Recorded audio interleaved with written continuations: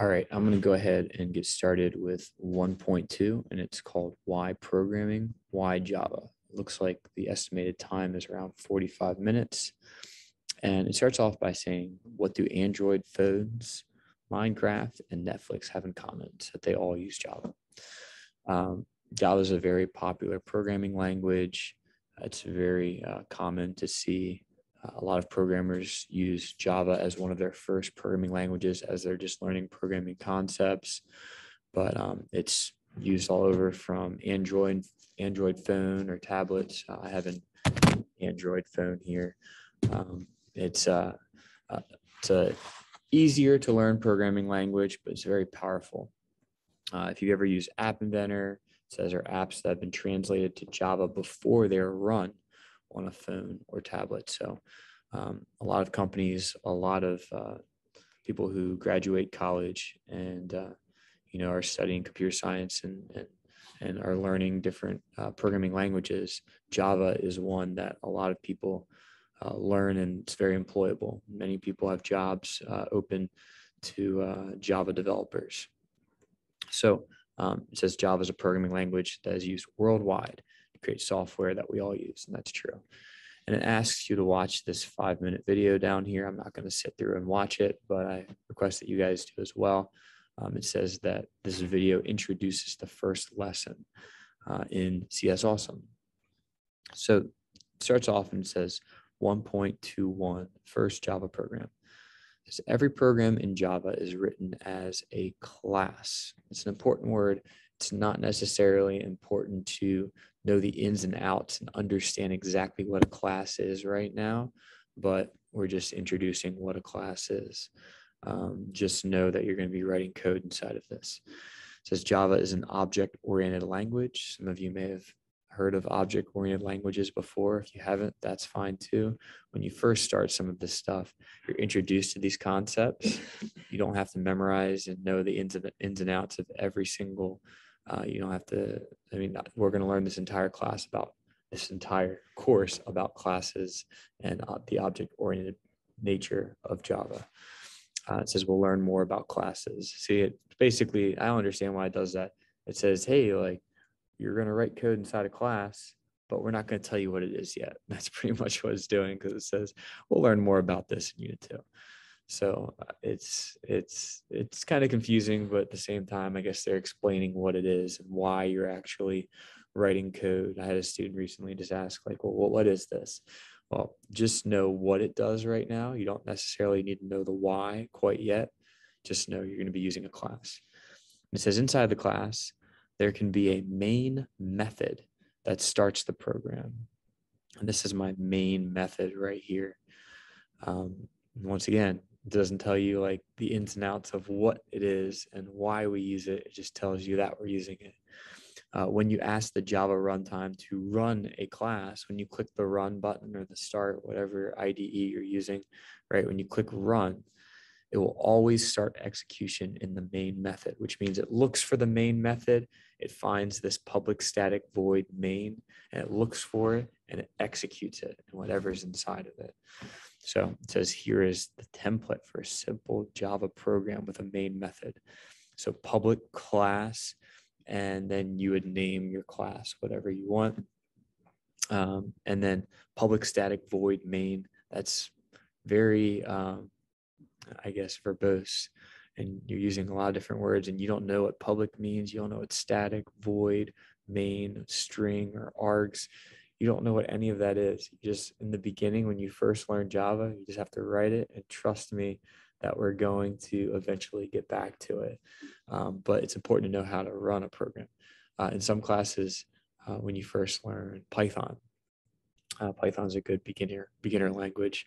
It doesn't have all of this in order to write a simple hello world.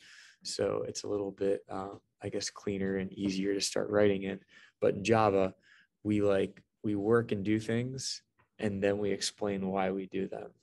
Because if we just spent a lot of time learning the framework and learning how everything, stuff that doesn't necessarily make the code run, if you learn all that beforehand, you're going to end up getting really bored and might never even write a program because you're just so focused on all these little almost meaningless things that you use. So, normally your code is written inside of this main method. These curly braces are important too. Inside your class, you have an open close. Inside your main method, you have an open and close as well. And it says put your code here. And just as I just stressed the open and close curly braces, it says in Java, every open curly brace must have a matched close curly brace. So these are used to start and end class definitions and method definitions. All right, so the first thing it says, the coding exercise. Click on the run button below to have the computer execute the main method in the following class. Then change the code to print your name. Okay, be sure to keep the starting quotation mark and ending quotation mark. Click on the run button to run the modified code. All right, I'm going to go ahead and do that. Okay, so I run it and it says, hi there. It says the result, it passed. It was expected that it said hi there. The actual code was hi there. All right. Once I've done that, it says click the run button to run the modified code. If you revisit this page later and log in, click on load history and move the bar above it to see your previous code changes. Okay, so load history. Let me see if I can maybe find that. It's fine. Okay, so ran the code and now moving on. You can copy the Java source code shown in the book into a file and save it if you want. There's different IDEs that you can use. Replit, REPL is a good one that you can use. We've used that several times before in the past in other classes that I teach. So if you wanted to, you could create an account through Replit, just choose whatever programming language that you're doing, whatever you're using. And we're using Java, for instance. If I just say like example, and I'll just say 2022 and create it. This is just another IDE that you can use. It's free, it's online, it's web-based. All right, so you can write your code in here as well if you don't like the IDE you're using here. Okay, 1.2.2, it says print commands. Java has two different print commands to print output to the screen. Okay, so you have system.out.println, print ln, and then the value. And then you have system.out.print. And what it shows is this print line, print ln, really that prints the value, whatever it is that you're supposed to print out on the screen, and then it moves down to the next line. So let's say I wanted to say hello and then move down to the next line. I would use print ln. If I just wanted to say print and then not advance to the next line, so if I want to print hi and then also include something else next to it, I would just use print. So system.out.print. Remember that Java is case sensitive. So that system has to be capitalized, the capital S there. And you have to spell things correctly. If you don't spell things correctly, it's not going to work. Okay, so system.out.println, hi there. And then there's a semicolon. That prints out the characters between the first, whatever's in between here and here. In this case, was hi there. Whatever's between the first and second quotation mark, it prints it out, and then it's followed by a new line. So the hi there is called the string literal. Okay, just a vocabulary word. So you have your system.out.println, right? You have that command, your print command. But if you're just asking, if someone ever says, what's the string literal of this line of code? The string literal would be this, what's inside those parentheses. Okay, so inside this parenthesis and this parenthesis, that's called the string literal. And it can have 0 to many characters. If you don't include anything and you just write system.out.println and just have the parentheses, it will just print a blank line. Okay. So anything that's enclosed in the starting and ending double quotes. Okay, so it says run this code to see the output below it. How would you change? First, I'll run it. Okay. So I ran it and it says hi space there, moves to the next line, and then adds an exclamation point. Okay. So it says, how would you change it to print the exclamation mark, exclamation point on the same line as hi there, keeping all 3 print statements? So what I could do is I could take out this print right there. Or instead of print line, print ln, I could just write print. And if I were to run it again, just compiling and running your code now. Looks like it's taking a while. There you go, right? So now it says hi there with an exclamation mark. No, exclamation point. I keep messing. I think question mark, exclamation point, hi there, exclamation point. So it says I passed. I was able to do what it asked me to do. If for some reason you didn't pass right away, then run it until you pass. Okay, I was able to do that. Most command keywords in Java must be lowercase. Okay, so just letting you know that Java is case sensitive. But class names such as system and string are capitalized. Right? I mean, this is information that you'll pick up on as you go through. The best way to learn is by doing and by messing up. Commands in Java must end with a semicolon, right? These semicolons at the end are important. Sometimes you might run code, like you might run this and like forget the semicolon and get an error. You're not going to break your computer, right? You get an error that pops up, don't worry. Errors are okay. It's okay to get errors, especially as a new programmer. Even as an advanced programmer that's been doing this since I was 18, so 14 years, I still run into bugs in my code all the time. Okay, so use a semicolon at the end of a Java statement, and it has statement in blue, and a statement is just the end of that line. So this would be considered a statement, this would be considered a statement, this would be considered a statement, right? Just the way you use a period at the end of a sentence, right? So think of a statement as like a sentence to show the end of English sentence. You will not be penalized on the exam if you forget the semicolon. Oh, that's no fun. Like being the mean teacher, taking off points for forgetting the semicolon. However, your programs won't run without it. You could be looking through your code, trying to figure out why it won't run. It'd just be a simple missing semicolon. Okay, so it says 1.2.3, syntax errors and debugging. This is funny. I always see this picture. Always, whenever I talk about debugging, no matter what the programming language is, we always talk about the programming of. I guess I'll forego talking about this, but back in the day, when you had to actually like put all of your code on paper and put it in a machine and it run, these huge, massive computers took up the entire room.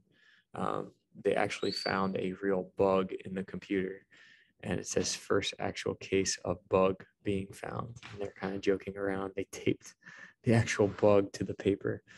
So it says computers don't actually speak Java, so we have to compile or translate. So it's like our runtime environment that we have on our computer actually translates the code that we're speaking to the computer. So we're typing Java. The computer can't understand Java. There has to be a translator in between that then tells the computer what to do. So it says computers don't actually speak Java. We have to compile or translate Java source files that we write into class files, which is code that a computer can understand and run. Okay, in this ebook, the Java code is actually being sent to a Java server. So we write our code, it's then sent to a Java server and then compiles it and runs it. And then the output of whatever you see is shown on the page that we're dealing with. Okay, there's different types of errors we'll come across. There's runtime errors, there's syntax errors.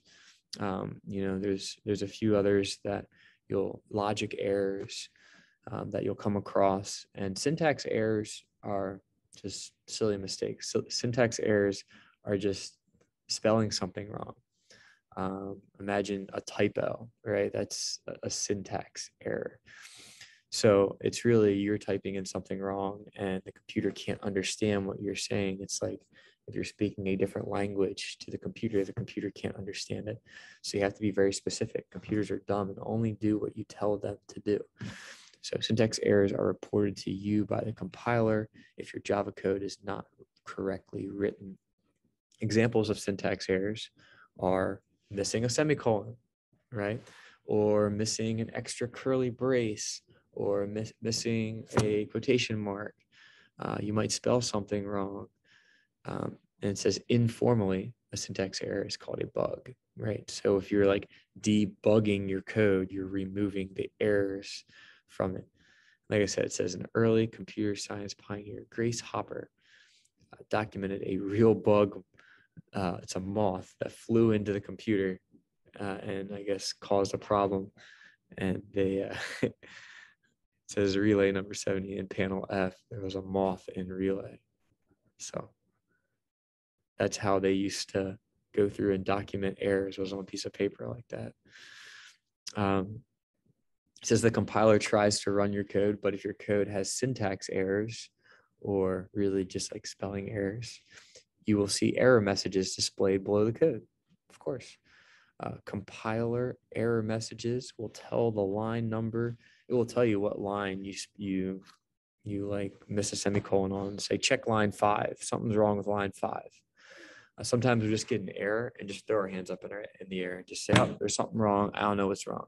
But if you read the error message, it pretty specifically tells you what's going on. And if you don't understand the error message, copy the error message and paste it in Google, and you'll be able to find out what's going on most of the time. If you still don't know, then ask me and ask someone else, and we can play with it until we figure out what's going on. But in almost every case, if you get an error message, copy it, paste it into Google, it will tell you what's going on. And there's also great online forums that you can post questions in if you don't necessarily know the answer right away. Okay, so it'll tell you the error and the error type. The error messages are not always easy to understand. And sometimes the actual error is before the line. So it might say there's something wrong with line 6, but really something you did on line 5 that's messing it up. It might actually be on line 6 too, but just look in that area. It kind of gives you like, it starts running the program and then it hits a wall. And then it documents where it hit the wall and then relays that back to you and says, hey, look here, because there's a problem. I don't understand this. So it's good that it gives you that sort of feedback rather than just running and saying error and then not telling you where the error is. Okay, so it says watch the following video to see that all coders get bugs. It's true, all coders do get bugs. Debugging is a normal part of coding. It can be frustrating at times. It's taken me days at times to fix bugs. I want to throw my computer. But you'll get better at it with practice. The more you practice, the longer programs you write, the more potential errors that you have. So just know that sometimes it's good to take your time, work through it, get a problem, write some code, and those errors are good things because you learn from your errors. And sometimes it might take you an hour to figure out where your error is. And then you find out where it is and then realize, oh my gosh, that was such a silly mistake. I need to stop doing this. And the next time you write code, you remember, like, don't do this again because it wasted an hour of my life. Okay, it can be frustrating. It can be very frustrating, especially for beginner programmers. They get frustrated and then just quit and say, I can't do this. When really, like, the more that you do this, the better you get. It's like the first time I ever played guitar. I love playing guitar. The first time I played guitar, I was playing and every time I hit the note, it didn't ring all the way through. It just go like, because I wasn't pushing my finger all the way down, or maybe had another finger accidentally touching the string. I remember the first chord I ever learned was the G chord, and you have to put down 3 of your fingers in different spots on the fretboard of the guitar. And I would continuously play it, and my other fingers were getting in the way, and it's getting so frustrating. I could have easily given up, right? So just like learning an instrument, learning a new sport, memorizing something, you're not going to get it right away. Okay, you're going to run into mistakes. So I will show grace along the way. Sometimes another pair of eyes really helps, or sometimes just stepping away and going back to it. Like sometimes I'll be stuck on something for like 30 minutes, and I'll get up, walk around, grab a cup of coffee, eat something, come back and sit down. Or I might be thinking about it the whole rest of the day. Like we'll sit at the dinner table and we'll be talking as a family, and all of a sudden something will pop into my head. And like, hey, hold on real quick, and I'll run over and fix my code. So so ask a friend if you get stuck. Or this is interesting. This is actually proven to work, believe it or not. It says try explaining your code line by line to someone, or even a rubber duck. Okay. Rubber duck debugging is a lot of fun. It's funny because we talked about that even when I was in college, way back, that if you explain your code, even if it's to an inanimate object, that explaining it, you might actually see the problem, because if you're able to teach something or able to speak it out loud, sometimes you're able to work through and solve the problem yourself. Sometimes we're just like, we give up too easily when we don't just walk through line by line, explain what it does. So we used to each have different inanimate objects sitting on our desks that we could talk to and explain our code to. I wouldn't say it's a lot of fun, but it is funny. So watch this video. And then it says, let's practice debugging some code. All right, this is what we're finally looking forward to. I like being hands-on. Reading things is great, listening is great, but actually doing is what I prefer. So it says, the following has all the correct code to print out, hi, my friend, when the code is run, but the code is mixed up. So you have all this code, it's all mixed up. It says, drag the blocks from what's in here into the yellow spot. Okay. You will be told if any of the blocks are in the wrong order and need to remove something. But it says after 3 incorrect attempts, you will be able to use the help me part. Okay, so I'm gonna take a look at this. The first thing I'm gonna do is my class is important, right? I want to be able to start off with my class as public class. And I don't know why it's called third class. It's just the name they gave it. And they have the open parentheses. All right. And then my main method is important. My main method. So public static void main. That's my main method. And then I got to have my, my string literal here, my statement, right? System.out.println. It should say, hi, my friend, exclamation mark, and then move down to the next line because I used print line. I then have to close it. Notice that I used the closing curly brace that lines up here, right? It's nice to line up things so that way we're able to keep track of them. And then I need to close my class. Whenever you use an open, you have to close it. All right, if there's an open, close it. And it says click on check. Look at this. It says click on check me. There's no check me. There's a help me. There's a check. I'll click on check. Perfect. It took you only one try to solve this. Great job. Okay. More examples.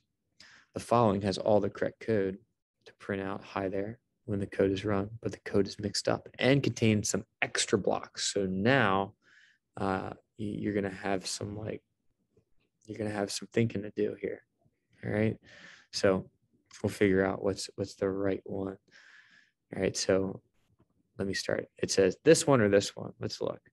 Well, remember, it's case sensitive. It says public class, and class is lowercase here. So I'm going to drag out that one. Okay, so public class. And then I'm going to have to use my main method, public static void main, and it has to have string and args in there. And you might wonder what args is. Args is short for arguments. You don't need to know that yet. You don't need, like, we haven't gotten that far, but it's just there. Okay, so then I want to have my statement. So system.out.println. What's different between these? There's a semicolon at the end of this one. That's what I need. Has to end in a semicolon. And then I'm going to close out my main method. And then I'm going to close out my class. Let me just take one last look. Looks good. Let's check it. Fingers crossed. Perfect. All right. So I was able to do that one as well. All right, moving on. It says click on the run button below and try to run the following code. Okay, I'll run it. It says look for an error message after the code. There were errors compiling your code. See below. Error. First class. Java 5. Error. Okay, check this out. It's saying Java 5. It's saying line 5. There's something wrong here. And it points out, it's like, hey, unclose. You didn't close this. It even points to it. It says, hey, you used this character right here. Use these quotation marks, right? You didn't close it. Error. So it says this is called a compile time error because there's an error detected by the compiler. All right, that you ran the code and when it's compiling, there's a problem. What is wrong? Can you fix it? The error message will tell you the line number. It thinks. So even though it tells me line 5, it may have been the line before it, but it just thinks it's around line 5. This is the line 1, line 2, line 3, line 4, line 5. Okay. So there's something wrong there. Check line 5 to make sure everything looks correct. Well, I already noticed that it doesn't have that quotation mark. Okay, one good thing to do is to check and make sure you have matching open close curly braces and you have open close parentheses. Try putting in the missing symbol. The missing symbol is there. Now notice I put this in front of this parenthesis.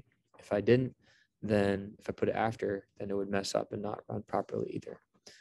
Okay, this is called debugging. And if I run it again, it runs and it says result pass. You got 1 out of 1. Correct. Good job. Okay, moving on. It says click on the run button below and try to run your code. Look for an error message after the code. What is wrong this time? Can you fix it? So we get an error. It says Java line 5 error, and then it says this symbol, parenthesis, is expected. Okay, and it's pointing like, hey, look, you opened it, but you never closed it. So let's go ahead and close it. Okay, went ahead and did that, and then let's run it. Pass. Awesome. Moving on. All right, so this process is called debugging. It means we get a bug or get an error, and then how do we solve? So one of my traits as just a human in general, I like solving problems, and I like being able to solve puzzles and problems, or even just when someone comes to me and has an issue, being able to sit down and take some time and solve the problem is something I like doing.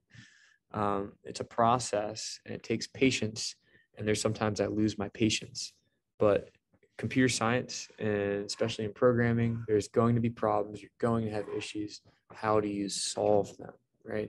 Do you get frustrated right away, or do you take your time? You have a process of how you solve that problem and then be able to answer a question.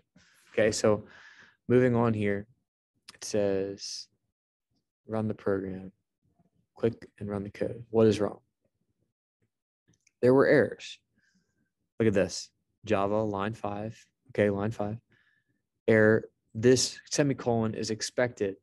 Put a semicolon at the end. That's what it's telling me. All right, do it. Run it. And then it says error. Check this out. Yeah, I didn't even read this. It says, after you fix the first error, you may encounter a second error. That's true. I encountered a second error. It says, look, you went ahead here and this doesn't exist, right? Like I said, computers are dumb. Because check this out. I'm looking and system is a lowercase and it doesn't understand what you're talking about. It's acting dumb. It's like, oh, I don't know what a lowercase s is. When really, all we have to do is capitalize this. So capital S and system.out.println, right? It's saying this doesn't exist just because you didn't capitalize it. And that's funny. Okay, you run it and it says hi there. Cool. Moving on. It says, did you remember that system is capitalized? Well, I ran it the first time expecting only one error and then there were two. So now we know. 1.2.4 comments. Comments are important. In Java and many text-based coding languages, the double forward slash is used to mark the beginning of a comment. Well, what's a comment? Well, I guess before we even get there, it says for multi-line comments, if you just want to add a comment that spans multiple lines, you can use this forward slash and then the asterisk to start it and then to close it down there. And we use comments to make our computer skip over lines of code, or just to add a comment in there that the compiler will skip over. It says the compiler will skip over comments. So if it sees forward slash asterisk, it's going to skip over until it sees another asterisk and forward slash. So the compiler would start here and move down and be like, oh, nope, not reading that. And it goes down and reads this line of code. And then it doesn't read this either. That's a single line comment. If your comment only needs to be on one line, you can just have those two forward slashes there. It just skips over it, right? So in this example, the comment, it just allows a human to read and understand what's going on with their code. One problem is when you start working in teams and working in groups, you have multiple people working on the same project. Let's say in the workspace, if you get a job working as a programmer, you have multiple people writing code. Every programmer writes code differently. The same way as like if I were to read your essays and let's say you write like a 3-page paper and then you write another 3-page paper and another 3-page paper. And then I read a paper and it doesn't sound like you whatsoever, right? Sometimes your English teachers see this and they're like, wait, that doesn't sound like something that they would write. You start to have a certain style of writing. And in the same way, some programmers have a certain style that they use and certain things that they like other than some programmers like certain things other than more than others. So comments sometimes are a good way to just clue in whoever's looking at your code, what's going on. Okay, here's some examples of good commenting. It gives you this. 1.2.5, the debugging challenge. In this course, you're encouraged to work, I like challenges. In this course, you are encouraged to work together in pairs. Yeah, you can work in groups, but I do also ask that you each individually go through and do this to complete the programming challenges. Pair programming is a successful software development technique where two programmers work together at one computer. One's the driver, the one that's actually coding, and the other one's the navigator who's like reading the instructions on the computer, okay, and gives ideas and feedback. The two coders switch roles frequently. That's okay to switch roles. If you're working alone, you may want to explain your code to a rubber duck or another toy. I don't have a rubber duck on my desk. It says working in pairs, debug the following code. You don't have to work in pairs, especially since we have a smaller class. Can you find all the bugs and get the code to run? Okay. So let's take a look at this. Public class challenge 1_2. Right. So that looks good to start. I have my open, my close. Public static void main string args. All right, open parenthesis, open bracket, system.out.println. good morning, semicolon, okay, capital S, system.out.print, good afternoon. I hope you guys don't write code like this, right? You have to write it out exactly. System.out.print and good evening. I need a close parenthesis here. I need a close curly brace.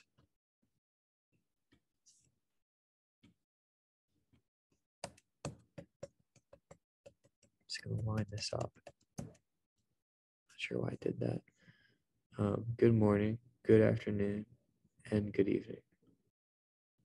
Okay. Oh, I forgot a close right there. See, that's important. Sometimes little things end up going unnoticed.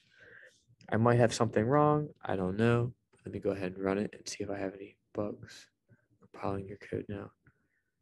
Pass, right? That's always a good sign. Good morning, good afternoon, and good evening. So I made a lot of like small little changes, capitalizations, closing curly braces, closing parentheses, semicolon, quotation marks, open and close. I was able to complete that. Okay. So summary, just to summarize everything that we talked about today. This is good at the very end, having a summary and a recap. It says a basic Java program looks like the following: our class, our main method, and then statement. Okay. Open curly brace, close curly brace, open curly brace, close curly brace. A Java program starts with public class and then whatever the name of class is. Okay, and then it has curly braces. If you're using your own file for each code, each class should be in a separate file. We haven't gotten there yet, so don't worry about that. I don't know why they've introduced that already. Most Java classes have a main method that will be run automatically. And it looks like this: public static void main string args. A capital S in string is important. The system.out.print and system.out.println methods display information given inside the parentheses on the computer monitor, right?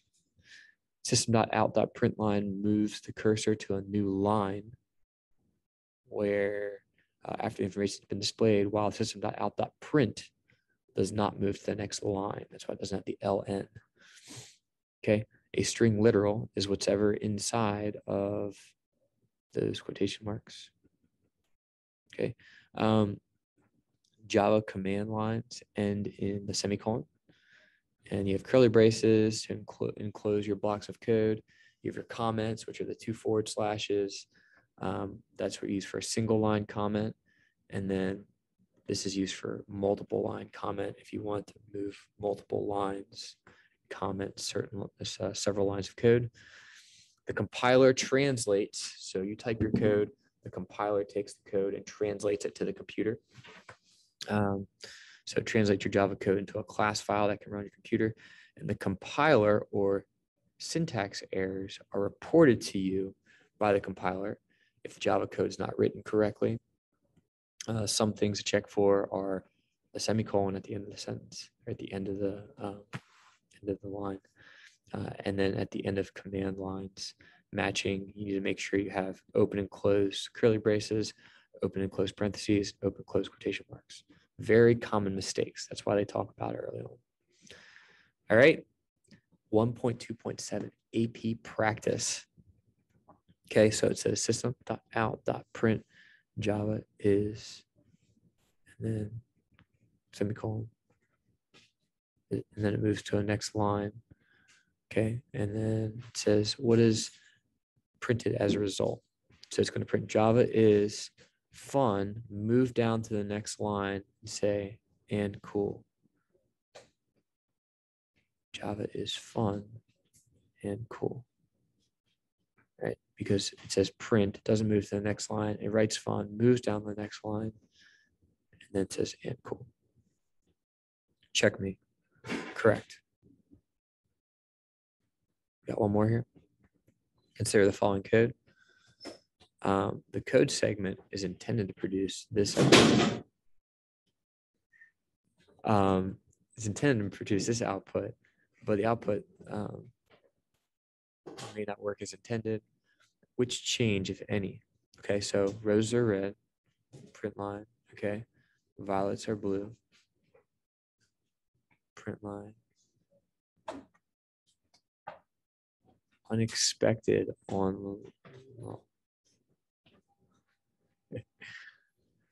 unexpected, bye guys, see ya. Unexpected on line 32, line 3. Oh, and unexpected curly brace on line 32. I get it. Ha ha ha ha.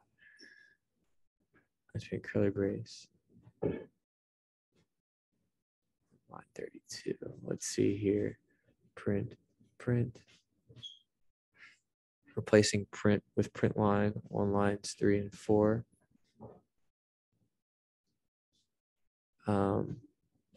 No, we don't need to move to the next line. Replacing print line with print on lines 1 and 2. No. Removing the single quotes in line 3. Putting the semicolon after each line.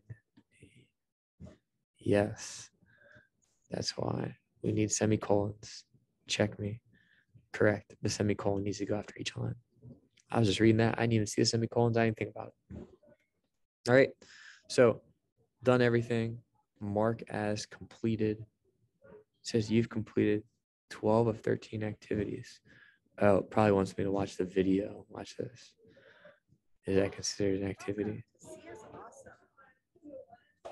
If I don't watch the video. Programming's a game. It's something that you and the computer are working towards together. But you're gonna fail a lot. Let's see if that's the reason why. I asked you to watch the videos and I didn't. Yep, there you go. So watch the videos. That might be the reason why. It says completed. Well done. Mark is completed. All right. And that is 1.2 Y programming.